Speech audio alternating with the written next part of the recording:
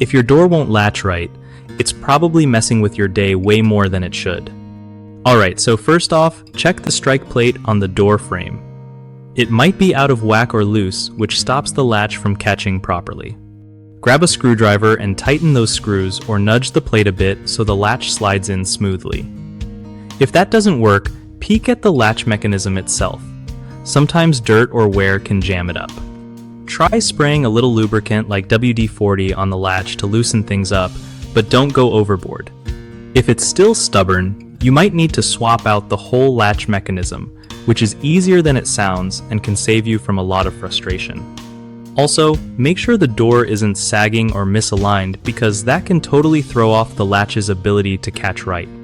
You can fix a sagging door by tightening hinges or even shimming them, which just means putting thin pieces of wood behind the hinge. Lastly, keep an eye out for weather changes that can swell wood doors and make latching harder. Sometimes sanding down the edge a little can help if the door's sticking. One of the biggest issues with doors that won't latch is a misaligned strike plate, which happens when the latch and plate don't line up perfectly. Fix this by loosening screws and repositioning the plate until it fits snug. Another common problem is a worn-out latch mechanism.